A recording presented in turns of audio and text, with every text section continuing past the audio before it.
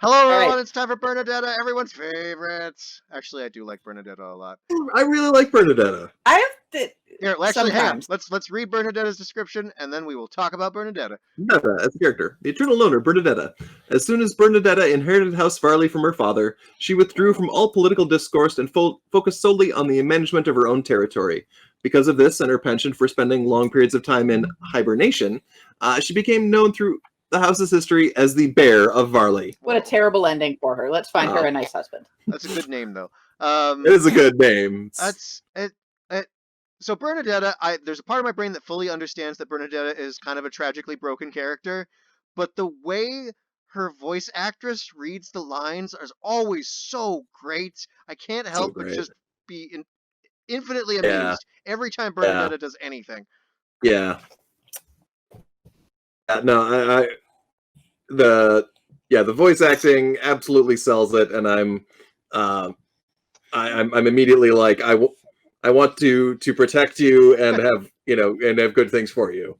Also, the number of times she saved my butt with a random critical hit. Oh my god, yes. Like, she will just pull out a destruction arrow every now and then. In the end, it's like, oh, this monster's gonna... Oh, nope, never mind. Oh, they're all very different. All right. Almost as soon as Byleth and Bernadetta were finally wed, the battle against those who just slither in the dark began in earnest. Jerks. Many were concerned that the new leader of House Farley would do little more than hide, but she fell in alongside her husband and followed him everywhere, fighting to bring lasting peace to Fodlan. Forced to throw herself into one terrifying battle after another, Bernadetta developed such a tough character, it is said that absolutely nothing could frighten her. I would have to see it to buy it. Well, let's see how we like all of the other completely different endings, I guess. Okay. Oh, wow. After taking on the role of Archbishop of the Church of Saros, Byleth announced his marriage to Bernadetta. Many were concerned that the new leader of House Farley would do little more than hide, but she in fact followed the Archbishop everywhere he went and provided him with constant counsel. She never did overcome her shyness, however, and it is said that aspiring advisors who frightened her were quickly turned away because the ones who she liked performed well in their service to the church. Bernadetta was widely believed to have a discerning eye. Accidentally. After ascending to the throne as the first... This is pretty much the same, but with Byleth in a different position. Yep. So I will say, first of all, Bernadetta is who I had my Byleth marry in my first playthrough, and I do not regret it. Second of all, kind of surprising, and I didn't fully remember this, is that they actually do describe Bernadetta as growing in every single one of these endings, which, again, Byleth being not necessarily the most full of initiative is a little surprising to me. Yeah. All right, then. So, yeah, I mean, it's good for Bernadetta in that she does continue to grow, but she does also continue to grow through the game itself as well, which is... I mean, I like the Bernadetta Byleth endings because, especially, and I mean the supports, because it's pretty obvious that Bernadetta is actually able to chill around Byleth, which, yes, with so many of her other supports, it seems like it's impossible for her to chill around anyone. So yeah. So I think this is a good ship. Or it's a lot of like 2 steps forward, 1 step back, kind of. I'm willing to be okay with it. I think you both like Bernadetta more than I do. I think that's 100% correct. Yeah, I think it's true. So we're saying good on this one. Good. Not crazy, but good. So Felix. These were great supports. I liked these supports. The Meandering Sword. After the war, Felix is tempted to set out on his own, but was waylaid by Bernadetta, who begged him not to go. Persuaded to stay, Felix ended up marrying into House Farley, the title of which Bernadetta had inherited. The couple got along smoothly, although it was rumored that in the early years of their marriage, she once had to restrain him physically to prevent him taking a trip to the Agua Mountains to train. As the years wore on, Bernadetta became more reclusive, and Felix took over more of the day-to-day duties of running the house. Documents from their later years were increasingly signed with the name Felix, Count Varley. Wow, it started Oh. great and then really plummeted at the end, didn't it? Ah. This is Wow. like, oh, I bet you like this one. Well, you shouldn't. It sounds Okay. like this sounds like the part of sounds like the beginning of Jane Eyre, the part that we don't see. Oh. Crazy wife in the So attic. Bernadetta's in the attic. Felix dresses himself up like a fortune teller. I remember two things about that book. All right, let's see if the Blue Lion one is any better. After the war, Felix inherited the title of Duke Feldarius from his late father Rodrigue. He married Bernadetta, who abandoned claim to House Farley in order to start a life with him. After they had finished restoring Feldarius' territory, Felix traveled around Fonland as the king's right hand. While he was away, Bernadetta handled local affairs while holed up in her room in the castle. The frigid air of northern Fargus caused her to hide away even more than usual, but whenever her beloved husband returned, she would rush out to greet him. That's better than Better. the previous Better, but one. it's still not great. Not great. At least you can say, well, it's not that she's hiding away because she's messed up. It's fucking cold. Yeah, that's true. That's true. Better. I'll And she also likes him say- enough to overcome that briefly. Yeah. For how we sometimes take supports into consideration as well. The supports for Bernadetta and Felix is just basically how Bernadetta accidentally comes up with an insane combat technique that Felix tries to get her to teach him. So there's, at least when I was watching them, I really didn't feel like there was any sort of romance going on. Yeah. I'm neutral. I'm neutral. I'd be okay with neutral. I mean, I'm neutral based on the second one. Yeah, the first if it one was Yeah, was the second one- bad. beginning, it second would be one's bad, bad. but with the second one, I'd go with. But we're ranking by the best one. Well, That yeah. yeah. It's a bad taste in my mouth neutral, I think, is Okay. All right, and this could be fun.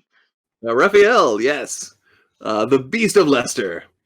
When Bernadetta first inherited control of House Farley, she hid away and would not dare involve herself in political or administrative affairs. During this time, it was Raphael who came to her aid, encouraging her to work through her fear of people. The training period was difficult, humiliating, according to the journals Bernadetta left behind, but in the end, it had its desired effect.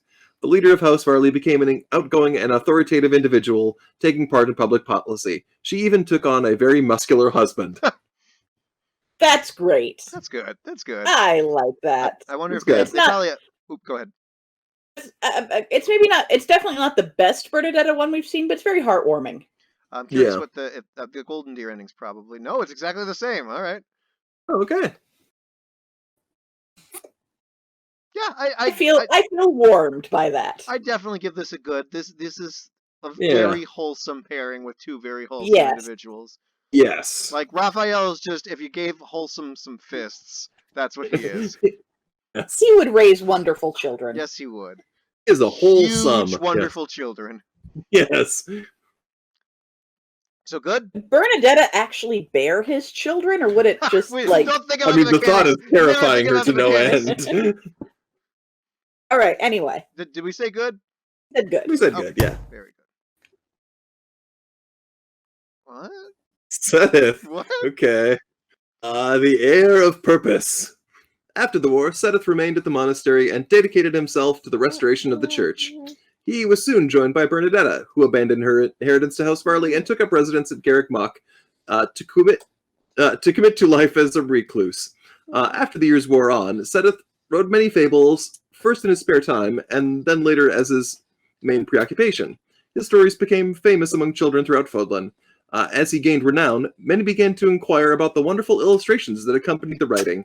In response to these questions, Seth was known to shrug and say, "Ask my wife, if you can find her." Well, I mean, terrible. it is. I mean, bet there are others that I definitely like better, but It's works not more than terrible. I thought it was going to. the problem Yeah. is that Bernadetta has just a few too many similarities to like. You think she's just too close to Flane, and it's a little creepy? Yeah. Yeah. That's my problem. I could see that. I'll say I went into this thinking that this was Better- going to be a much bad. better than I thought. Yeah. I think I'm happy with this being a neutral. Yes. Yes. Yes. That's. A very good job on your neutral. There are plenty of May-December romances I'd be fine for Sedith with. I'm just not sure this would be my my first pick. Now the next one seems like a terrible idea. Oh,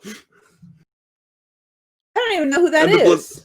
yes, because you haven't done this playthrough. Yeah, John, go ahead and real quick explain spoilers for everybody. So Jaritza, in the Black Eagle playthrough, because apparently he's not in other playthroughs. Yes. Yeah. No, you see him for the first couple of months as the masked professor. Doesn't he? Yeah, he's the Kidnap death. her? Yeah, he's the Death Knight in the Black Eagle playthrough. It's not. So it's so and so's brother. It's no, not it's Mercedes' not. brother. Yeah, Nope, it's Jaritza. No, this is Mercedes' brother. Jaritza is Mercedes' brother. Oh, but they didn't. Because it's less clear that that's the case. In the Blue Lion playthrough, when you kill the Black Knight, he unmasks and it's Mercedes' brother, and Mercedes is like, "Oh crap!" I didn't think it was Jaritza. No, yeah, Jaritza is Mercedes' brother, and he's the Black Knight, and he's the masked professor from the very beginning of the game, and he's probably a terrible match for Bernadetta. Let's find out. Yeah. I'm sorry, not Black Knight, Death Knight. Black Knight yeah. is a completely different Fire Emblem character who also has the distinction of every and also being stand there menacingly and not do anything. And also being a terrible match for Bernadetta. Yes. Yay! After the war for Fodlan, Jaritza threw himself fully into the struggle against those who slither in the dark. Visage masked by the likeness of death itself, he laid waste to his enemies with a scythe that terrified friend and foe alike. When it was all over, he stole away in secret and vanished. At the same time, a mysterious guest arrived in Varley territory, which Bernadetta had inherited from her father. On that day, the reclusive noble and her guest were seen walking the grounds pleasantly together. A rendition of that scene, said to be painted by Bernadetta herself, remains at the estate to this day. All right, again, this is one where I will believe that there is a fic out there that could 100% sell me on it. That's the Death Knight! He's like... That's the most intense person in the world! There is no way this works! Intense. He is so incredibly intense. And I believe there's a fic out there that could 100% sell me on it, but this does not quite. I'm so calling it neutral.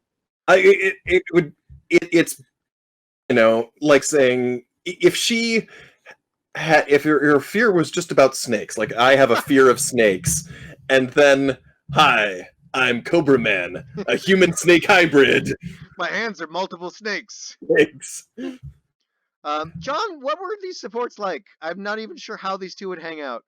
I don't know that I got a whole lot of because this was my first playthrough, so I didn't get that many supports. Yeah, I think I probably just got like the first one or two. Oh, and actually, because his supports, because you don't really get, you don't get supports until later, because he doesn't actually unmask until like the second half. I don't know. I might not have gotten any. I certainly didn't get more than like a C level, which is just simply as expected, him, showing up and being brooding, and then her screaming and hiding. That's just what you expect. So this work at all. I say bad. Neutral. John. I mean, it only exists as like the ultimate challenge. Yes. So I'm gonna go. More than it. Yeah, I'm gonna go bad. I'm gonna go bad. Bad it is. B-A-D, just like it deserves. Now get out of my face and give me some Yuri. Oh yeah, this one's great. This one. Well, actually, we'll get to this. I'll read it and then I'll get my thoughts. Bernadetta's struggle with anxiety made it difficult for her to take over at the head of House Varley. She became so overwhelmed that when Yuri chanced to visit her domain, she literally grabbed hold of him and refused to let go. Baffling as it was for Yuri at the time, this peculiar state of affairs eventually led to marriage.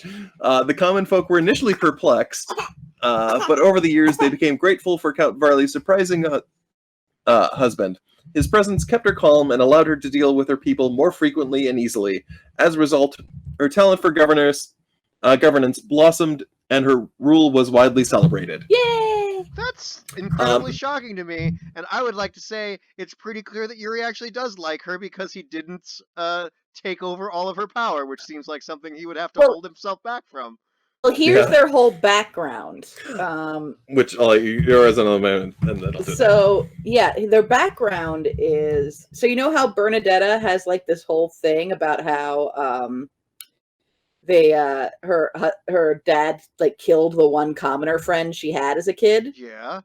This is the commoner friend. Oh my god, that's awesome! Yes, but he was also had secretly been sent there to assassinate her, I believe by her father.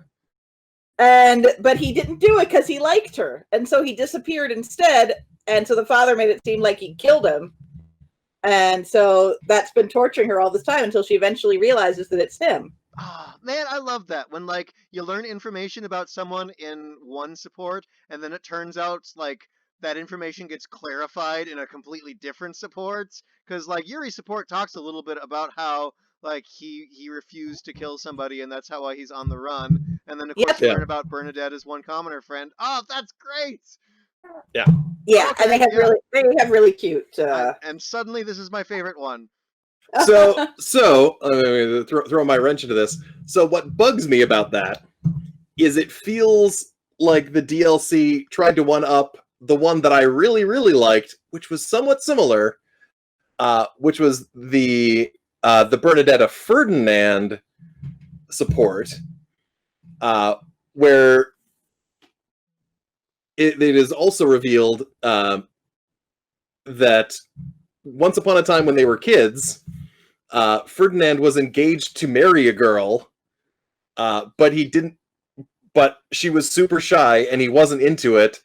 And he's glad that that didn't happen because, had they married then, they would have hated each other rather than waiting until now that they've gotten to know each other.